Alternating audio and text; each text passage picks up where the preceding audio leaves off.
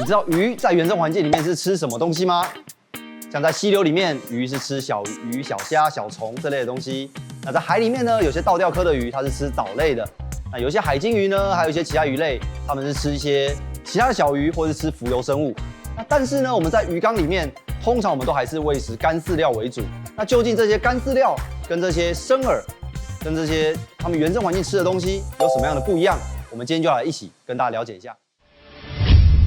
其实我们一直以来啊，在我们店里面就有在喂食我们鱼只吃生饵跟饲料去混合这样子喂。那但是呢，从年初我们美国之行回来以后，我们发现哇，美国那边的鱼，他们大部分的饵料是使用生饵，然后他们鱼养的又大又肥又健康。所以呢，回来以后我们就开始调整了我们的生饵的比例。喂了一阵子以后，发现真的鱼有越来越健康的趋势，而且体色越来越漂亮。模拟天然环境的食物，提供更多元的营养，也就是生饵在我们养鱼爱好者中很重要的一个角色。首先，我们要先认识一下生饵到底是什么。生饵呢，就是一些未经太多加工的一些食物，例如我们常用的冷冻饵料有这么多种类，包含了丝蚯蚓、刺虫、康虾、丰年虾的成虫、丰年虾的幼虫、轮虫、螯足，还有磷虾。那连同一些蔬菜、海苔，或者是一些鱼肉、虾肉，这些其实都是算在生饵的范畴里面。或是呢，另外有一些像是这种罐装的生饵，有一些丰年虾、康虾，像这种蔬菜等等的这些类型的生饵，通常呢会添加一些营养补充的添加物，像是氨基酸、维他命、蒜精，或者是一些脂肪酸等等的，可以增加这些饵料的营养价值。那为什么要喂食生饵呢？大家养鱼啊，喂鱼吃干饲料是非常稀松平常的事情。虽然说干饲料可以添加一些添加物来让蛋白质啊或者营养价值提升，但是呢，在制作过程中会损失很多维生素，还有其他的营养。好的生饵除了有更多的维生素保留以外，一些天然的蛋白质还有脂肪酸的成分也是跟干饲料有所不同。如果有养狗朋友应该就会知道，其实有一派的说法是生食可以让狗的毛发更柔顺，减少口臭啊等等的优点。那鱼只也是同样一样的道理，你给鱼吃一些这种天然的食物，它的健康啊，它的鱼体的体色表现应该也是可以更好的。生饵的好处还有很多，例如适口性比较好，鱼只比较愿意吃；一些比较挑嘴的鱼呢，就比较不会去挑食啊。鱼吃了比较多的生饵以后，也比较不会有像饲料吃太多造成的肠胃的问题，因为饲料鱼吃进去以后，它到肠子里面吸水会膨胀，有时候吃太多饲料，一次吃太快的时候，这些饲料膨胀以后会挤压到它的一些脏器啊等等的，造成一些小问题。听到了生饵这些的好处以后，我们是要怎么样去选择我们的生饵？首先呢，我们用重要的顺序来排序。第一个，干净的程度；第二个，方便性；第三个，功能性；第四个就是价格。价格我们会排在最后，因为毕竟你要养鱼嘛，就是希望对它好。那价钱，因为说真的，鱼呢吃的饲料量不像猫狗这么多，所以选择好一点的饲料，其实对鱼只是更有帮助的。好，第一个干净度，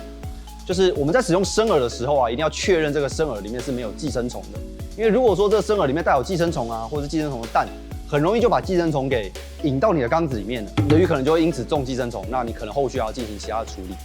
所以我们自己在选择上面，我们都是选择这种。如果你是用冷冻饵料的话，我们都是选择这种有经过多道清洗的冷冻饵料，而且呢，它有经过一种射线，好像伽马射线还是什么射线吧，它们经过某种可以杀菌、杀虫卵的射线，经过清洁消毒过后以后再来使用。这样子用起来才会比较安心，才不会因为你想喂食生饵，但是却又让你的鱼中了一些寄生虫的疾病。接下来就是方便性，方便性就是我们在使用这些生饵，它的操作性好不好用。像冷冻饵料，就是我们需要把它一颗一颗的给它挤出来，然后先把它用RO水先融化了，然后我们再把这些饵料喂给鱼吃，手续稍微多一点。那像刚刚我们说的那种液状的呢，液体状一罐一罐的。那种我们就可以直接打开来，从冷藏库里面拿出来，打开来直接挤到鱼缸里面，就可以直接使用了，是相当方便的。接着就是功能性，每种不同的饵料它有不同的功能性，提供不同的养分。像是如果你今天有刚出生的鱼只，我们就蛮建议你可以使用一些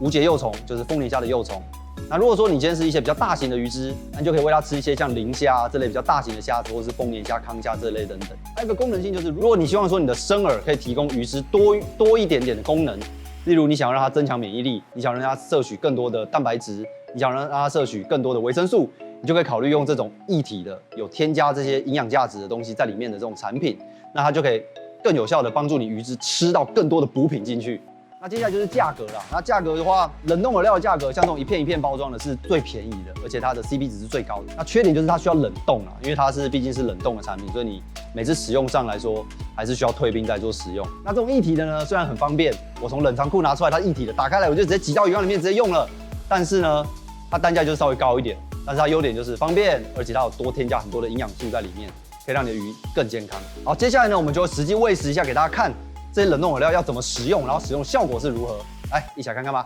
好，那这是我们冷冻饵料的冰箱啦，我们自己用的冷冻饵料都在这里。那因为今天我们要喂鱼啊，所以我们会选择磷虾跟康虾。康虾是比较小的虾子，磷虾是稍微比较大的。我们一起来看一下我们怎么用。首先呢，我们店里面有这个专用的喂食的容器，然后我们会有滴管跟汤匙。那我们第一步就是我们要先把冷冻饵料给挤进去。好，那冷冻饵料挤也很简单，因为它是都做成像一格一格的样子。好，那我们这个是磷虾，我们就只要像挤这个巧克力吗？还是什么的？哎，这样就进去了。来，就在挤，要用多少挤多少，哦，很简单。今天我们喂2颗这个磷虾，然后3颗，有没有？很容易的吧？那像这样子冰冻的状态啊，是没有办法直接喂鱼的。你如果丢到鱼缸里面，也有很可能会被溢流给吸走。所以我们会先加一点熬水，把它调一调，先把它溶解了，这样速度会比较快。我是比较不建议直接放在空气中，让慢慢的等它融化了，因为这样子常常会忘记，然后不然就是会等太久。所以我们一般都是再加点熬水，或者是加点你鱼缸里面的水都可以。好，那我们就会加一点熬水进去，也不用很多，大概像这样。好，那我们可以让它放一下，让它可以溶解就可以了。那我们等一下就要来喂鱼喽。在喂鱼之前呢，有个小观念也是稍微跟大家讲一下。我们很多客人会说，我们喂这个生饵啊，是不是会比较污染？大家会觉得会比较污染。那其实不会齁。你这样子讲好了，因为饲料它就是把这些冷冻饵料，把这些生饵给弄干，然后集结在一起，把它变成很有营养价值的颗粒，然后再给鱼吃。如果有残饵的话，颗粒饲料的污染其实会比冷冻饵料、生饵还来得高的。所以一般来说，我们建议你喂食的时候，就是尽量不要有残饵剩下来，那尽量可以让所有的饵料都被鱼吃光。这样子你就不用太担心污染的问题了。那我们现在来喂。那我们在喂的时候很简单，我们通常就是拿一支滴管，这个滴管头我们会剪得比较大一点，然后让它比较好吸冷冻饵料。我们就会这样子吸起来，吸了一管。好，那我们就来喂。通常呢，我会先滴一点进去，让鱼先知道哦，我要来喂鱼了。你等一下看到所有鱼都会冲过来，他们都很喜欢吃这些东西。那我因为这个拍摄需求啦，所以我有把水流关掉。不过正常状态下，其实水流跟你的造浪器其实不一定需要关掉的。这些冷冻饵料飘到其他地方，所有的鱼其实都可以在各种空间里面各种抢食。每一种鱼都可以找到自己适合的尺寸的生饵来吃。好，那如果你的鱼缸像我的鱼缸是这么大的，那我们在右边喂食的时候，这边的鱼完全不知道，所以这个时候其实我们是可以把造浪器一直都打开着。那我们等一下就会开起来，给大家看一下，这样子我们整缸鱼是不是都吃得到？好，那我们现在把造浪器给打开了，那我们就来喂一下。一样哦，我们都在同个地方喂。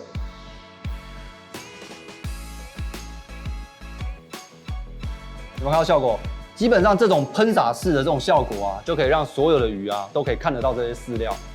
它开始慢慢的游向右边了。那到最右边的时候，那些鱼就可以看得到这些饵料，然后就可以吃得到。那生饵的好处还有一点就是这一个啦，因为它的密度是跟水比较接近的，因为毕竟生物体大部分都还是含水的，所以它可以在水里面这样子很自由自在漂浮，而不像饲料一丢到水里面，它如果吸饱水，它基本上就是沉到底下了。那像这样子可以跟着水流流动的这种状况，对你的海水缸整个生态是很有帮助的。因为不管是你的珊瑚啊，或是你的鱼只啊，其实就很容易可以去抓到这些冷冻饵料来吃。那喂食这个倒吊科的鱼啊，因为我们的鱼缸里面其实还蛮多倒吊的，尤其我最近又放入了我这个养很久都养不起来的骑士哦，一定要好好的照顾它一下的。所以我们还是会多喂一下我们的海苔。那我们的海苔呢，我们是用这种包装的啦，然后它这比较方便，就是它已经帮我们处理好成就是非常好使用的尺寸，大家可以看一下，就是大概这样子这种大小哦，它比较小片，那也比较适合就是你每天都要用，然后不想要这边一直处理海苔的人。那这个包装还不错，那这都是天然海苔制作的，天然的藻类去制作成的。那像因为我们的倒吊数量比较多，所以我是会用多片一点。那我们通常就是会搭配一个我们的海苔的喂食器一起来用。那教大家怎么使用。首先呢，我们把我们的喂食器拿出来，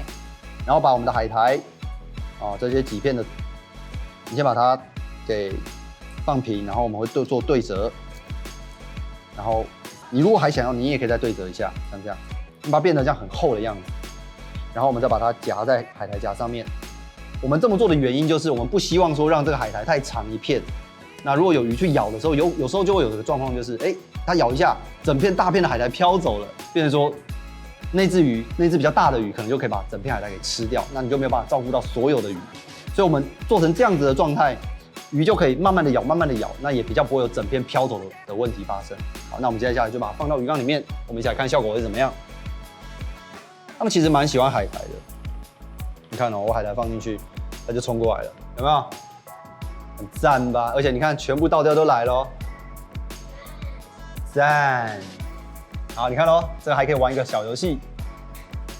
跟着我跑，有没有？很触鼻吧？我们这款是用比较紧吸力的版本啊，所以它的吸力会比较好，才不会在移动的时候就掉下来。你看，鱼刚刚已经都喂了这么多的冷冻料吃饱了，它们还是想吃海苔。而且很有趣的是，有些鱼明明就不是吃藻类的。但是久而久之，它看到海苔，它看到这些鱼在吃，它也就跟着一起来吃。像这只飘飘明明就在海里面吃肉了，它有时候就来啃海苔。今天呢，我们会拍这部影片的主要原因，就是因为自从我们加大了我们的冷冻饵料在我们喂食鱼只的比例上面以后，我们发现我们的鱼真的是有越养越好，鱼的体色越来越漂亮，像是我们的很多只黑公子越养越黑，然后我们的这个鳍饰啊，还有我们的这个倒吊体表的这个光泽，还有体表的这个状态都变得比较好，而且呢，真的有变肥的迹象，所以我觉得冷冻饵料在这个鱼只的饮食上面来说，一定是有非常大的帮助的，所以我们才会想说，拍一集特别介绍给大家一下，也跟大家讲一下我们的使用体验。就是喂食类冷冻饵料的好处虽然很多，但是你一定要控制好你的喂食量，千万不要说我这个东西很好，我就一直爆喂，那造成说很多残餌啊或者是鱼只吃太多的问题。接下来就是你喂了越多这些东西，你的水质一定要控制好，不要说因为你喂了太多，导致你的这个 NO3 啊、PO4 啊爆掉，或是有机饮也太多，导致长了很多藻类等等的状况。那以上就是我们这些冷冻饵料推荐给大家，我觉得希望可以对你的鱼只饲养上面来说有帮助，也希望说你可以找到最适合自己的生饵产品。好，那就以上就是我们这一集的分享，希望我们影片记得按赞、订阅、分享，那我们下一集见，拜拜。